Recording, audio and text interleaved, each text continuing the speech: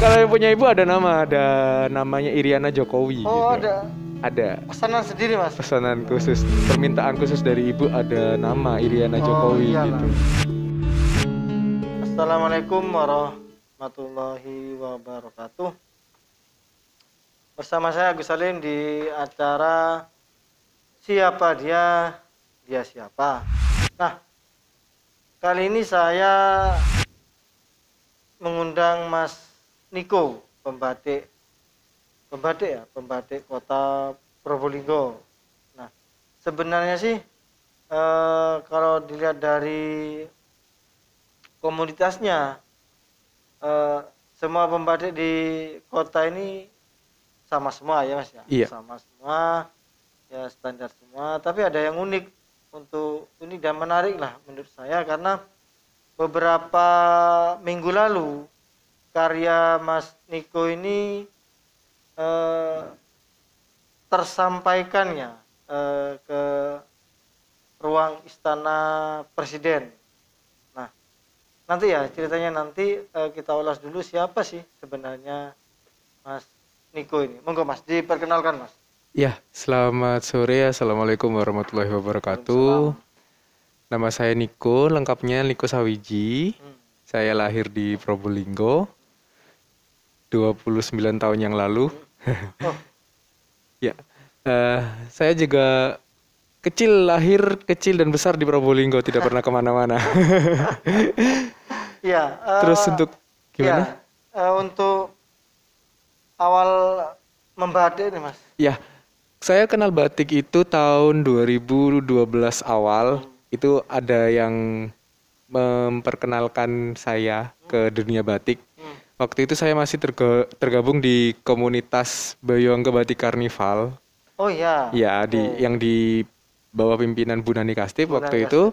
Ya, Bu Nani Kastip mengenalkan saya. Kebetulan kan waktu itu kerja saya freelance. Tidak ada kerjaan tetap. Nganggur lah. Iya. Ya. Lalu Bu Nani menawarkan, mau nggak belajar batik gitu? Di mana Bu? Gitu. Di Sidoarjo, di tempat Pak Erwin gitu. Iya, saya mau gitu. Akhirnya selang beberapa waktu saya berangkat ke Sidoarjo, ke tempat Pak Erwin ini. Sama Bu Nani. Sama Bu Nani. Lalu saya ditinggal di sana sebulan di sana. Saya sebulan di rumah. Iya, di rumah Pak Erwin itu 1 bulan untuk kos atau belajar batik. Enggak, tinggal di rumah Pak Erwin itu. Iya, sebulan di sana.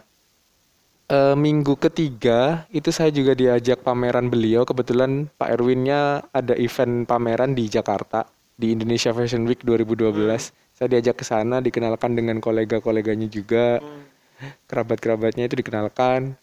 Lalu sepulang dari pameran tersebut, saya pulang ke Probolinggo dan langsung mulai membatik. Itu, begitu. Iya. Sampai sekarang keterusan malah. Waktu 2012. Ya. Nah, awal-awal itu Anda membayangkan enggak bahwa karya-karya batik sampean ini kan bisa disebut penghasilan, Mas? Iya. Gimana, Mas? Tahun 2012 itu awalnya batik ini hanya sekedar kerjaan sampingan lah. Kerjaan utama saya waktu itu masih saya mengutamakan freelance-nya. Jadi 2012 ini sampingan, ngisi waktu kosong kalau misalkan nggak ada kerjaan. Apa gitu. freelance sampean? Saya dulu di freelance-nya di travel. Di travel agent, jadi tour leader. Oke. Iya. Nah, setelah berjalannya waktu kok batik ini dirasa lebih bisa menghidupi gitu. Lebih bisa menghidupi dan akhirnya batik yang jadi pekerjaan utama sekarang. Iya. Akhirnya freelance-nya ditinggal ya? Iya. Karena sibuk ya? Iya. Lebih fokus di batik sih sampai sekarang. Iya. Kan ada beberapa yang saya tahu itu kan, ya kebetulan memang awal-awalnya Mas Niko batik ini kan saya tahu Mas. Paham ya? Iya. Nah, sering ketemu dulu di BBC, di rumah Mbak Nani juga sering ketemu dengan saya. Saya melihat bahwa sebenarnya kalau batik ini menurut saya Mas, sebenarnya batik kan kita kalah tua kalah jauh lah dengan namanya Solo, Jogja, Pekalongan, betul sekali, dan macam-macamnya. Iya. Nah ketika itu saya pesimis, dengan teman-teman itu Mas. Nah, Iya. ini menurut sampean memang kita kalah atau gimana Mas? Kalau untuk dibilang kalah memang iya. Kita kalah untuk di batik karena secara SDM kita susah cari tenaga ahli di batik. Iya, iya. Nah, tapi dari situ saya akhirnya begini. Bagaimana caranya saya bisa memperkenalkan nama Probolinggo di luar dari batik. Seperti itu. Dari situ saya akhirnya bisa dibilang ziarah lah ya. Istilahnya kalau di Bali itu ziarah batik gitu, ngaji batik. Tur. Tur gitu, jalan mencari pencerahan tentang batik, tekniknya yang benar bagaimana gitu. Untuk memperdalam itu saya ke Jogja, saya ke Madura. Berangkat sendiri. Dari keinginan sendiri ya? Iya betul. Dari keinginan sendiri akhirnya saya memperdalam batik itu. Dan alhamdulillah sekarang nama Probolinggo bisa dikenal dengan atas nama brand saya. Oh iya. Iya. Di Jakarta saya sudah masuk ke pasar Jakarta, Surabaya, ke Singapura sudah, ke Denmark, ke Jerman, ke USA. Batik-batik saya sudah masuk sana. Ada nih sampai ini. Iya. Kita ambil cerita ke Denmark lah. Iya. Gimana ceritanya ke Denmark, Mas? Berawal dari saya coba upload karya-karya batik saya ke Facebook. Oke. Ya. 1,5 tahun tuh tidak ada yang melirik batik itu. Terus saya tetap optimis terus ngupload terus memperkenalkan. Nah, kenal dengan orang-orang kolektor batik. Ada orang-orang kolektor batik yang ini berteman, melakukan permintaan pertemanan di Facebook. Akhirnya saya confirm dari situ banyak. Nah, awalnya saya nggak tahu kalau beliaunya itu tinggal di luar negeri. Itu karena memang kebanyakan orang diaspora. Pakai bahasa apa? Bahasa Indonesia. Oh, pakai Indonesia. Iya, karena memang kebanyakan yang request batik saya yang tinggal di luar negeri adalah diaspora. Orang-orang Indonesia yang bersuamikan orang sana dan sekarang sudah menetap dan sudah menjadi warga negara sana. Seperti itu. Mereka masih berkomunikasi dengan bahasa Indonesia. Nah, lalu saya ini ketika batiknya sudah jadi, ini dikirim di mana gitu saya. Nah, kok tiba-tiba kirim alamatnya, kok jauh banget. Dari situ akhirnya dari teman-temannya dia yang tinggal di sana itu pada tertarik, pada suka untuk tidak hanya untuk digunakan tapi juga untuk interior rumah mereka gitu. Dari situ akhirnya masuk ke pasar luar negeri. Oke, alhamdulillah. Soal Denmark tadi itu dikirim ke tahu-taunya dikirim ke Denmark begitu. Iya. Itu sampai lah kaget gitu kan. Iya, kaget banget. Nggak nyangka gitu loh. Kok bisa ya gitu. Temenan kan? Iya, kayak ngimpi gitu rasanya. Ternyata karya saya ini. Waktu itu yang saya kirim produknya motifnya namanya Hokoling. Apa itu? Hokoling itu ada motif sebenarnya sudah motif kuno. Itu hokokai, motif peranakan yang identik dengan pesisir. Nah, itu tema ya? Iya, tema motif. Linknya saya ambil dari nama Probolinggo. Seperti itu. Proboling gitu. Iya, linknya saya ambil linknya. Probolinggo, proling kan kadang orang-orang nyebutnya kita proling gitu. Nah, itu ngambil linknya itu. Ya. Hokokainya ngambil dari pesisirnya. Oke. Yang ke Denmark itu berapa potong Mas waktu itu? Cuman 1 waktu itu, 1 lembar. 1 ya? Iya. Dan ongkos kirimnya lebih mahal dari harga batiknya. Itu bayar siapa ongkos kirimnya? Ya pembeli. Pembeli ya? Pembeli. Ya. Nah, setelah kirim ke Denmark, Anda kan lebih pede akhirnya ya? Dari situ merasa punya beban sebenarnya sih. Punya beban bahwa saya harus berkarya lebih bagus lagi. Seperti itu. Harus berinovasi lebih lagi. Alhasil ya semakin banyak malah. Semakin banyak yang suka gitu. Selain Denmark, apa lagi Mas? Negara Mas? Amerika lah. Amerika. Kasusnya juga sama. Kasusnya juga sama ya. Kita chatting, Mas, saya PO motifnya ini ya gitu. Oh iya Bu. Kebetulan kan di tempat saya itu kalau misalkan orang PO batik tidak saya minta DP karena memang pengerjaannya di samping ada antrian PO, juga pengerjaan butuh waktu gitu. Takutnya kan orang kecewa, ngejar-ngejar kita, akhirnya hasilnya nggak maksimal. Oke.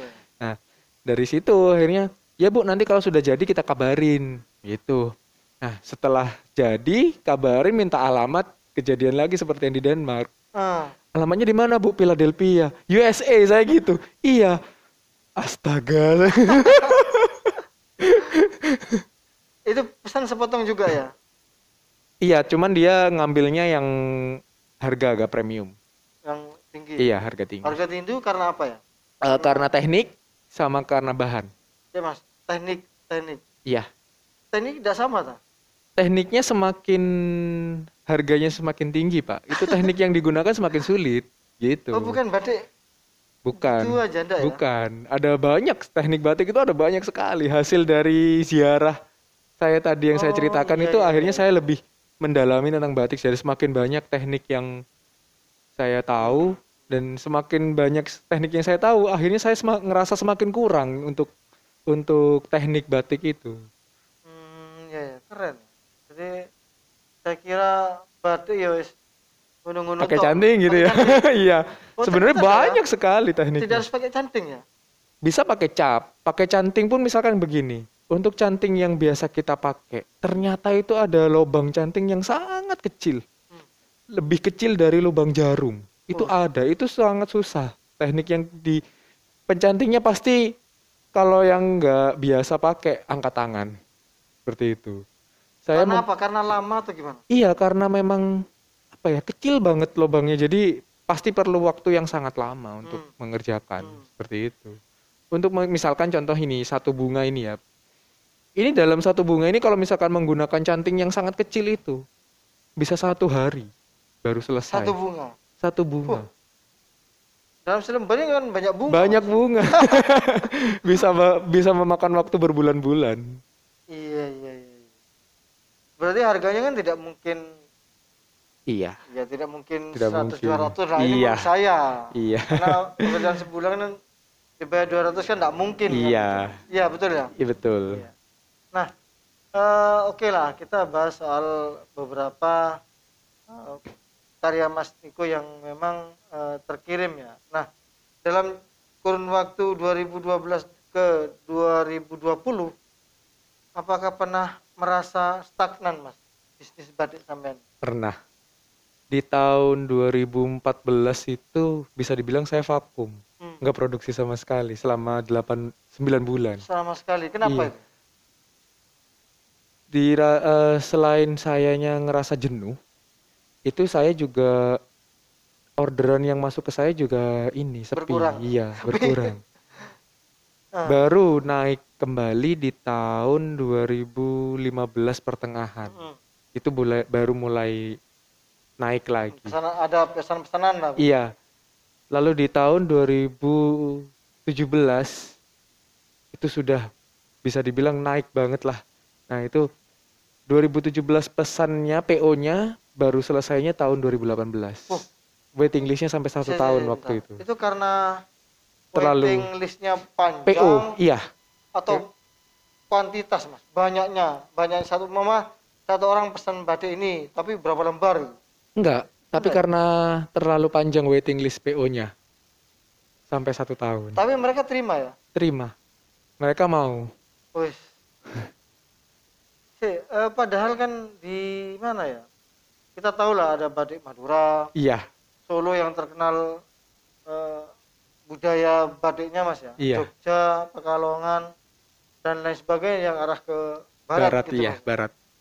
Mengapa mereka tidak ke sana ya? Ini saya ingin tahu lah dengan sampean. Iya. Mengapa mereka tidak ke sana ya? Berawal dari yang tadi saya ceritakan itu di Facebook, akhirnya banyak kolektor yang berteman di sosial media. Dari situ mereka tahu batik saya, kan saya sudah banyak upload di sana. Oh Mas produksi batik ya? Iya Bu gitu. Nah akhirnya coba dong lihat, karena memang mereka kebanyakan dari mereka itu setiap pengrajin batik yang dia kenal, yang dia berteman dengan dia di sosmed, dia beli. Dia pesan ya? Iya, dia pesan. Dari situ, nah dengan motif-motif yang saya punya, ternyata dia suka. Gitu. Dia suka, akhirnya dari situ akhirnya getuk tular ke teman-temannya yang lain seperti itu. Ya, ya. Batik kan ada batik cap, Mas. Iya, batik cap sama batik tulis sama tulis. kombinasi cap dan tulis. Ah, Kalau saya fokusnya di batik tulisnya. tidak pernah ngecap sama. Kalau ngecap mungkin saya untuk pengerjaan pengecapannya biasanya saya minta bantuan teman-teman yang punya alatnya. Kebetulan memang saya belum punya alatnya. Untuk proses pewarnaannya biasanya saya sendiri seperti itu. Konon pewarnaannya kan bisa diambil dari alam, Mas, ya? Dari Bisa. tumbuh-tumbuhan. Iya. Apakah Mas Niko juga begitu ya? Kalau saya fokusnya di sintetis, di warna kimianya. Oh gitu. Iya. Oke. Untuk proses warna alam itu kan butuh waktu yang sangat panjang. Sangat panjang. Dengan teknik yang saya pakai digabung dengan warna alam nanti maka akan semakin lama nanti, kasihan pelanggan. Iya. Cuy tidak cair-cair. Iya. Iya. Begini kawan. Saya itu kan memang melihat pembatik Probolinggo itu memang ya apa ya, ada yang bagus, ada yang memang saya anggap pasaran lah Mas karyanya. Iya. Tapi ada beberapa yang memang uniquely apa ya, karya-karya batiknya. Nah, beberapa hari yang lalu saya sebenarnya tidak respon ya, ketika ada salah satu teman yang memposting apa itu masker batik, Mas. Iya. Nah, karena apa? Menurut saya waktu itu masker batik ini umpama ya cewek di apa ya, di pola batik dipotong maka jadilah masker. Gitu. Seperti banyak hal, jadi kain selembar di pola masker dipotong jadilah masker. Nah, di Mas Niko ini beda. Ketika saya tanya itu ternyata memang maskernya karya Mas Niko ini seperti yang saya pakai. Iya, betul Mas? Iya, betul. Seperti yang saya pakai ini adalah pesanan khusus dari Istana Presiden. Nah, itu yang menarik. Saya tanya tadi, ini apa sih bedanya? Bedanya ternyata monggo cerita, saya mana cerita. Iya. Jadi masker yang saya produksi ini berbeda dengan masker-masker yang lain seperti itu. Maksudnya yang membedakan adalah kebanyakannya masker lain itu adalah kain yang lebar ataupun perca, dipotong pola batik lalu dijahit. Betul. Seperti itu. Kalau saya beda. Saya dari kain lebar, kain mentah untuk batik putih, kain putih, ya, kain mori istilahnya kita nyebutnya. Itu kita pola masker tidak untuk dipotong untuk dijahit, tapi dibatik dulu. Dibatik dulu. Ini seperti ini ya? Iya. Oh, ini berarti dipola dulu ya? Iya, dipola masker dulu, tapi nggak langsung dipotong, Pak. Lembaran gitu ya? Lembaran gitu, langsung pola kita bikin banyak, lalu kita proses batik dulu.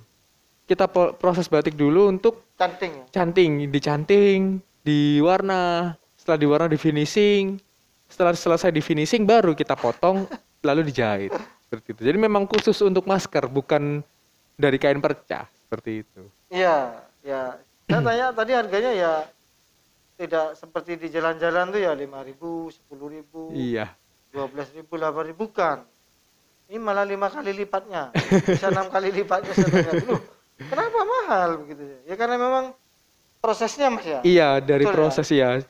Karena memang lebih rumit dari kita bikin batik, karena memang medianya lebih sempit. Kecil ya. Nah, motifnya juga saya bikin lebih kecil, menyesuaikan ruang maskernya seperti itu. Oh, iya. Nah, gini Mas, yang menarik itu kan, ya apa sih kok sampai istana itu telepon sampean lah begitu. Iya. Waktu itu ada media elektronik media elektronik yang datang ke rumah. Kata beliaunya bilang kalau ingin meliput masker. Gitu. Oke, saya persilahkan. Gitu. Masuklah media elektronik dan media internet, berita online. Nah, dari berita online itu pihak istana, tapi bukan pihak ininya Pas Pampres atau yang lain, tapi langsung ibu negara yang membaca. Langsung Ibu Iriana Jokowi waktu itu yang nonton, yang membaca berita tersebut dan menugaskan sekretaris pribadinya untuk pesan ini. Saya juga waktu dapat telepon tuh nggak nyangka, ini bener ini saya ini siapa gitu. Saya ini siapa? Di luaran sana itu banyak sebetulnya masker-masker yang bagus, tapi ya mungkin ini sudah rezeki saya Amin. gitu. Ya, alhamdulillah. Akhirnya itu saya proses, saya bikinkan desain khusus awalnya. Ternyata ibunya ACC, ibunya suka, lalu minta 3 motif waktu itu, kupu-kupu, kunang-kunang sama capung. Ini. Iya, yang Ini seperti capung. apa? Iya, capung. Ini yang dipesan oleh Ibu negara. Jokowi. Iya, Bu, cuman saya pakai Bu sekarang. cuman bedanya kalau yang punya ibu ada nama. Oh, ini ada nama ini? Nggak ada. Kalau yang punya ibu ada namanya Iriana Jokowi Oh, gitu. Ada pesanan sendiri, Mas. pesanan khusus, permintaan khusus dari ibu, ada nama Iriana Jokowi iyalah. gitu. Ini udah ada nama ya? Iya. Agus Salim. Terus Mas. Nah, itu waktu itu ibu minta motif 30 kupu-kupu, 10 kunang-kunang sama 10 capung. Jadi totalnya 50 pieces. Nah, setelah saya proses, nah karena memang saya itu merasa ini bukan karena nominal ya. Ini bukan karena nominal, tapi ini sebuah ini yang pesan kebanggaan, ini sebuah tugas yang bisa dibilang kepala negara yang memberikan tugas langsung. Jadi akhirnya untuk diproduksi saya tangani sendiri. Oh. Saya tangani sendiri, kebetulan kan usaha batik saya ini kan saya berdua dengan kakak saya. Oh, ada asistennya. Iya, saya berdua sama kakak saya tangani sendiri berdua. Kakak saya coba bikin desain, lalu kita kolaborasi bikin desain berdua, kita ajukan ACC, kita produksi semuanya. Saya mulai dari kalau yang nyanting saya ada tim khusus yang memang khusus untuk cantingan yang bagus.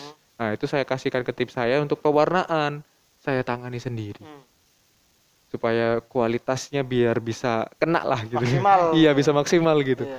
Akhirnya saya tangani sendiri sampai ke finishing, packing, semuanya saya handle sendiri. Ya, enggak.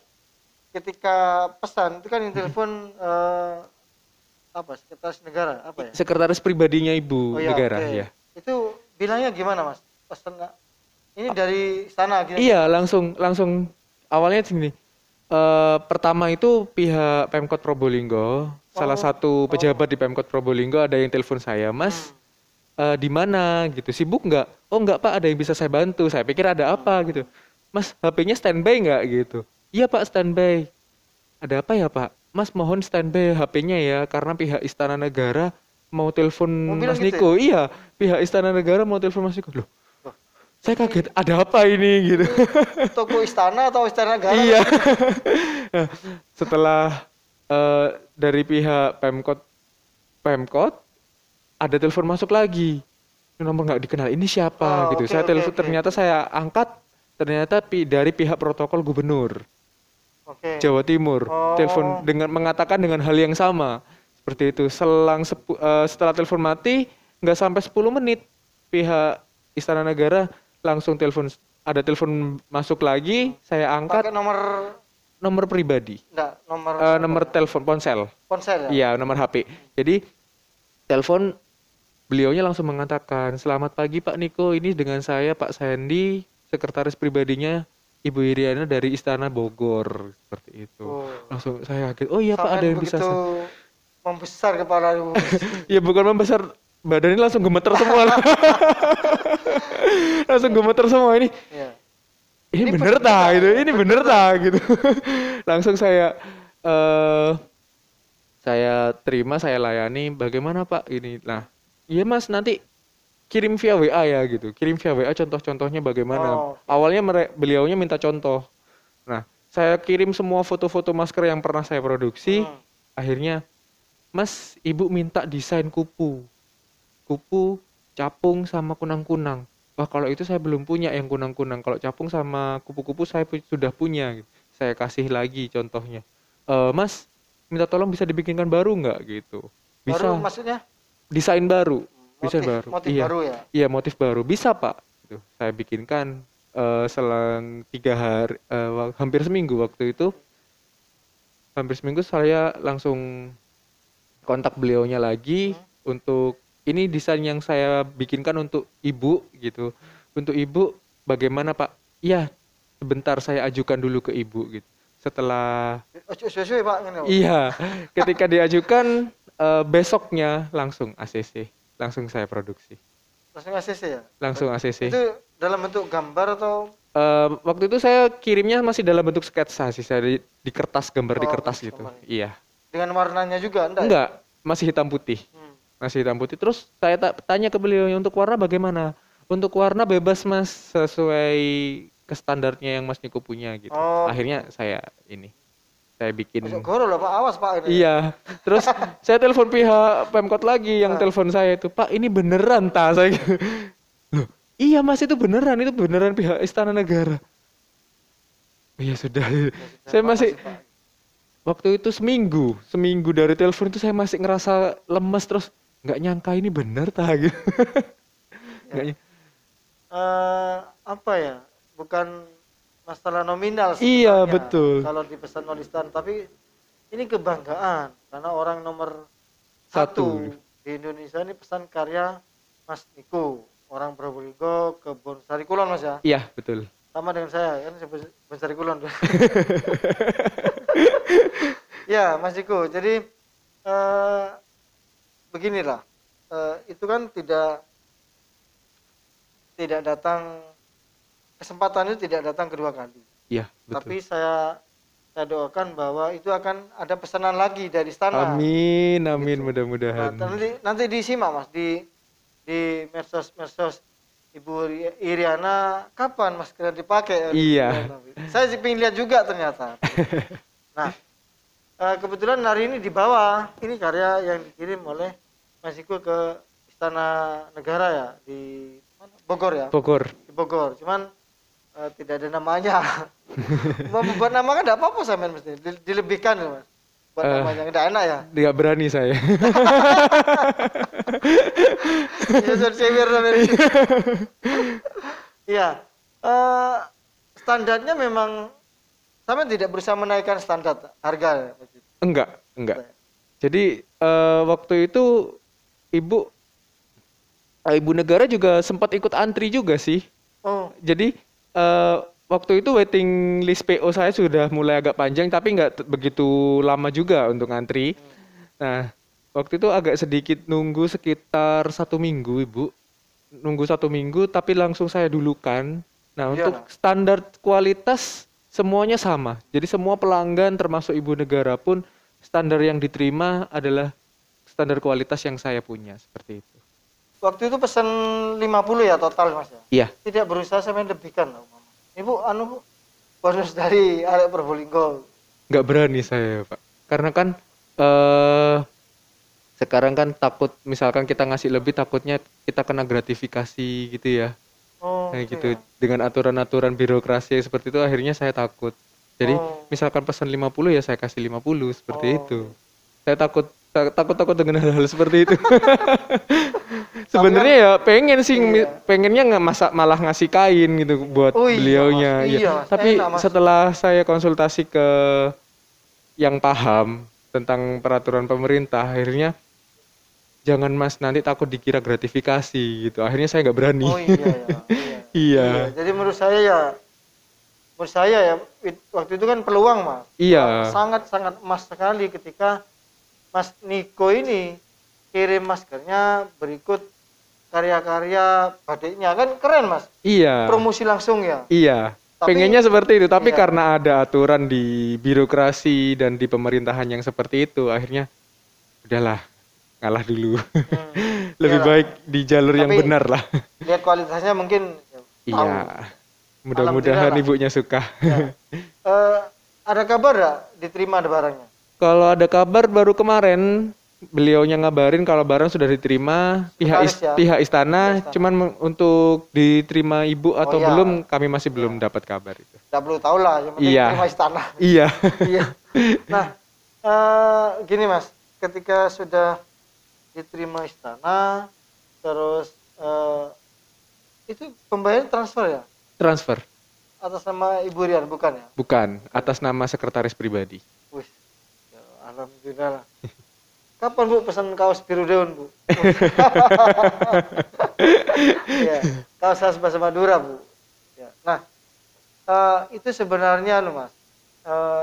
Apa ya, kalau menurut saya sangat-sangat bangga sekali ya ketika orang nomor 1 pesan kesampaian. Iya, meskipun Hanya masker ya. Hanya masker. Masker kecil, tapi kan dipakai. Begitu. Iya. Kan tidak mungkin dipakai. Iya, pasti dipakai. Nah, alhamdulillah ketika itu dibagi ke menteri-menteri. Mudah-mudahan. Mati, pesan mana aku?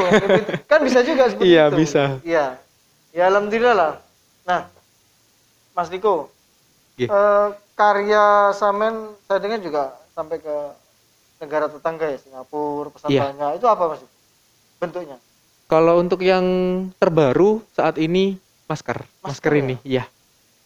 Sebelum Ibu Iriana pesan itu saya sudah kirim 50 masker. Setelah sampai selang 3 hari bayar saya di Singapura langsung pesan lagi 100 masker, dan ini masih proses yang 100, dan ini kemungkinan akan nambah lagi. Katanya. Iya.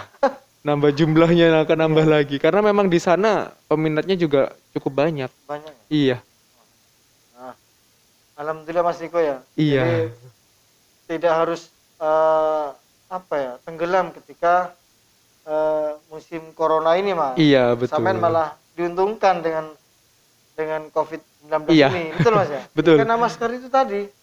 Jadi semangat tetap ada dan optimis tetap ada. Iya. Sampai gitu Mas Iko. Betul. Nah, oke, selain ke negara tetangga itu Mas Iko, pernah nggak pameran ke luar kota atau ke Jakarta? Kalau untuk pameran, saya difasilitasi Pemkot waktu itu di Bali dan di Semarang. 2 kali itu aja sih, karena kan memang kesempatan pameran itu kan dibagi dengan pengrajin-pengrajin lainnya. Jadi yang saya dapatkan dari pemerintah Kota Probolinggo 2 kali kesempatan itu di Bali dan di Semarang. Untuk selebihnya saya tidak pernah pameran. Kenapa begitu? Karena stok saya selalu sold out. Batik iya, saya bikin baru motif baru saya pajang di galeri, saya foto, saya upload langsung laku. Seperti itu. Jadi nggak pernah sampai ada stok yang numpuk di rumah gitu. Pengennya begitu, cuman setiap kali bikin selalu langsung laku. Seperti itu.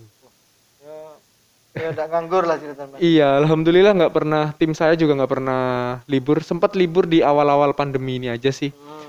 Libur 2 bulan, dan waktu itu juga memang bener-bener down banget. Semuanya lah. Iya, semua waktu itu. Pasca lebaran kemarin itu memang benar down 2 bulan, dan itu yang membuat saya berputar otak untuk produksi masker ini. Iya. Oh iya. Begini, awal mula titik nol membuat masker gimana Mas? Awal itu saya potong dulu ya. Apa karena kain dipotong seperti tadi yang saya bilang itu? Iya. Apa begitu atau gimana ya? Awalnya karena batik sepi, karena memang kolektor-kolektor tuh lebih, karena kan memang kebanyakan kolektor itu beli batik hanya untuk dipakai waktu jalan-jalan ke luar negeri atau kemana untuk foto gitu. Nah, selama masa pandemi ini kan mereka nggak bisa seperti itu. Akhirnya mereka masih menahan uang mereka untuk tidak membeli batik karena memang mereka tidak bisa jalan-jalan seperti itu. Nah, dari situ akhirnya batik sepi. Terutama setelah Idul Fitri sampai Idul Adha, itu bisa dibilang saya benar-benar down, benar-benar merasakan di bawah, bagaimana di bawah saya untuk makan pun saya masih bingung cari bagaimana. Akhirnya dari untuk makan bingung itu saya berpikir, saya merenung bagaimana caranya sekiranya saya tetap di batik tapi bisa jalan seperti itu. Akhirnya ada salah satu teman nyeletuk. Waktu itu saya nongkrong di Bremi Sukabumi. Iya. Dia nyeletuk, kenapa kamu nggak bikin masker? Gitu. Cobalah bikin masker yang berbeda seperti itu. Akhirnya setelah pulang dari sana saya juga berpikir lagi di rumah, iya ya, kenapa nggak bikin ya? Terlambat sih sebetulnya gitu. Terlambat sebenarnya. Tapi coba aja lah gitu. Kalau rezeki nggak bakal kemana gitu. Akhirnya saya coba bikin. Waktu itu bikin masih karena ada sisa kain potongan kecil. Waktu itu jadi 10, cuma jadi 10. Coba saya bikin jadi 10, saya coba upload di nggak masih belum berani di Facebook, masih di status WhatsApp waktu Oke. itu. Ternyata responnya sangat luar biasa. Saya jual 50.000 tuh awalnya saya ragu. Ini laku nggak ya? Iya, Gitu. soalnya kan nilainya kan Iya tinggi, Tinggi, Mas. gitu, tinggi 50.000 gitu. Laku nggak ya gitu. Tapi memang kalau nggak dijual segini modalnya memang tinggi gitu. Iya. Akhirnya coba saya upload, saya ada 10, nggak sampai 2 jam ternyata habis. Oh. Nggak sampai 2 jam, wah ternyata asik nih gitu. Coba bikin lagi, lebih banyak lagi. Lebih banyak lagi bikin. Akhirnya saya memberanikan diri upload di Facebook. Waktu itu ada 25 masker yang saya upload di Facebook. Ternyata nggak sampai 30 menit habis. Habis. Waduh. Itu nggak sampai 30 menit, akhirnya langsung saya open PO di Oh. Facebook.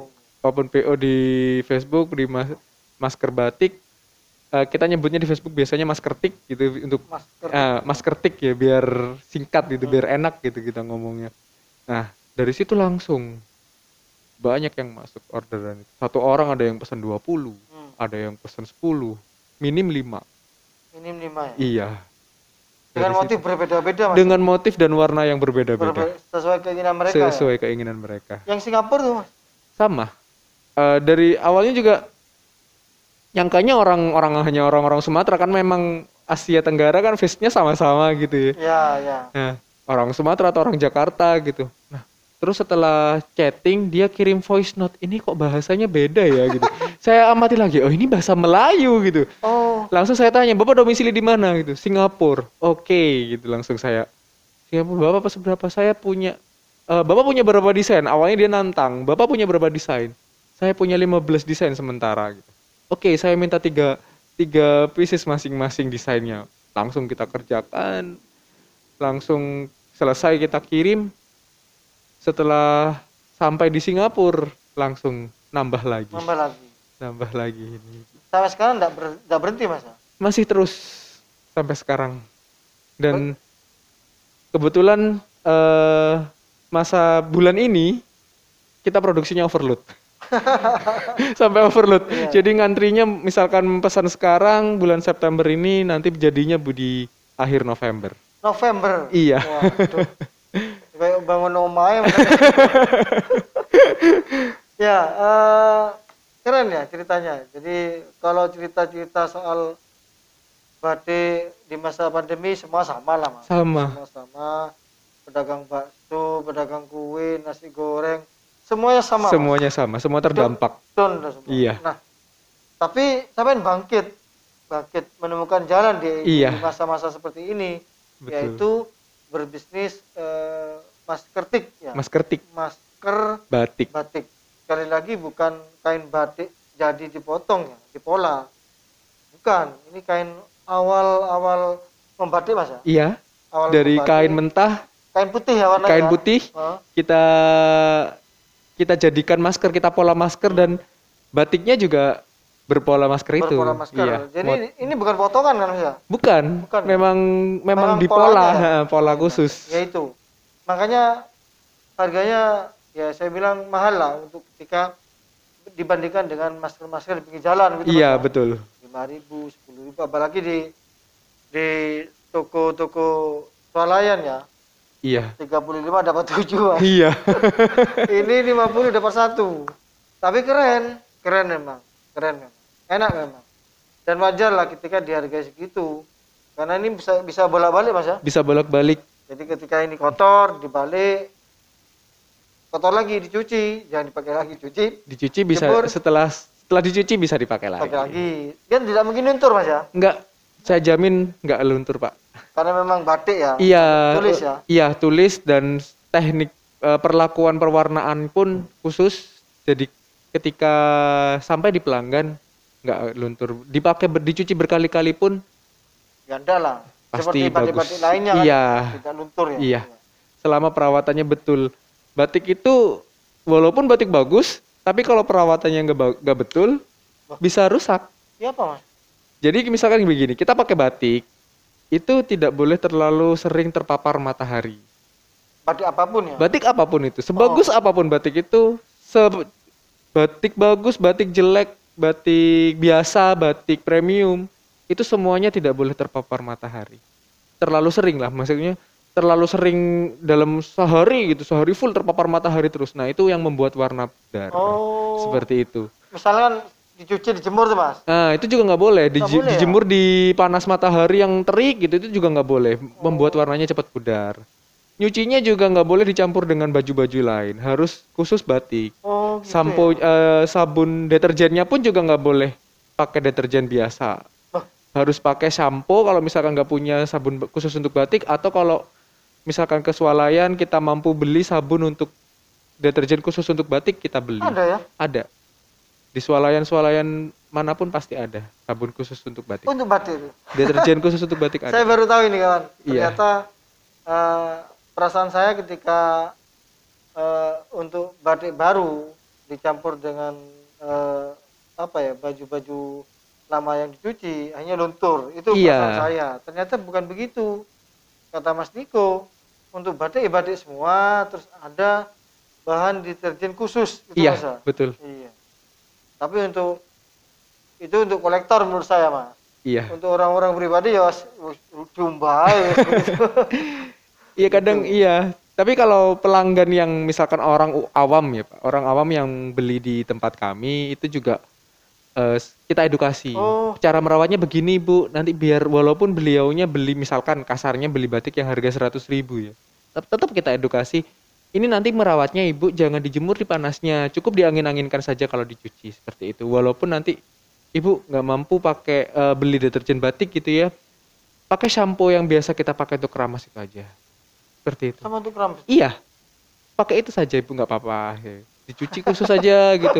Masuk mesin cuci nggak masalah. Nggak masalah ya? Nggak masalah, asalkan deterjennya pakai itu tadi. Nah setelah dikering, dijemur, itu jangan di panasnya, cukup diangin-angin saja, seperti itu. Tetap kita semua masyarakat yang pengen tahu tentang batik, tetap kita edukasi. Itu gratis. Iya. Saya baru tahu ini ada perlakuan khusus ya. Iya, ada perlakuan khusus biar semuanya itu batik itu bisa awet, kan memang perlu kita lestarikan itu batik karena memang warisan dari nenek moyang kita. Betul. Iya. Nah, Mas, dari 50 kembali lagi ke pesanan istana ya. Iya. Dari ke 50 piece itu, saya kan tidak berusaha pengen satu untuk dipajang. Kenang-kenangan lah begitu. Kalau untuk saya pajang sendiri mungkin saya bisa bikin. Tapi kalau untuk saya kasihkan ke ibu negara saya takut, Pak. Takut gratifikasi gitu. Takut dibilang gratifikasi pastinya gitu. Dipajang di rumah sampean. Oh iya. Saya bikin lebih satu desain, saya bikin satu nanti untuk dokumentasi saya. Nah, itu penting. Seperti Mas. itu. Iya. Ya kebanggaan lah Mas. Iya. Kebanggaan sendiri. Kalau perlu kamu saya ya, sama kirim ke istana, Bu, minta tanda tangan dong. Di maskernya dong gitu. Kalau kirim lagi ke kita kan bisa aja Mas, enggak apa-apa. Iya. Cuma tanda tangan, Bu, enggak apa-apa. Memang Bapak Jokowi aja ngasih sepeda Mas, apalagi tanda tangan begini. Iya. Ini menurut saya Mas ya. Iya. Ya. Tapi cerita-cerita keren ini supaya agar apa? Agar UKM di Probolinggo lebih semangat lagi, iya, kan gitu Mas. Betul. Lebih semangat lagi. Karena apa? Kita tidak tahu Mas kapan rezekinya datang. Iya. Siapa tahu nanti ada presiden pesan, Bu, kok api dek? Gitu kata presiden, kata Jokowi. Pesan dek Niko Probolinggo. Pesan lo dek. Pesanan Niko 1.000. Masker kan bisa aja Mas, Pak Jokowi begitu. Tak sampaikan Mas Pak Jokowi. Bukan dilihat oleh orang-orang Pak Jokowi. Ya, di akhir kata tetap semangat UKM, jangan lupa pakai masker yang murah tidak apa-apa kalau ini pesanan presiden.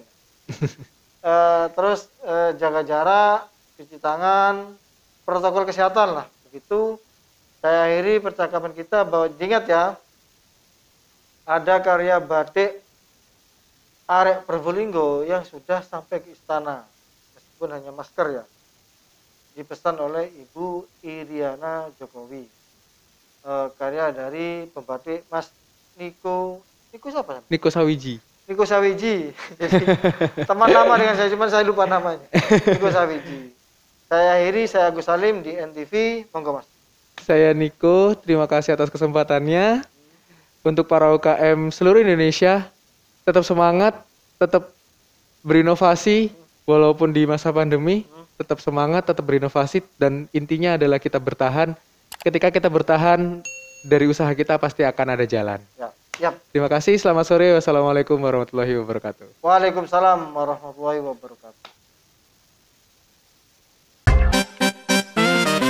NTV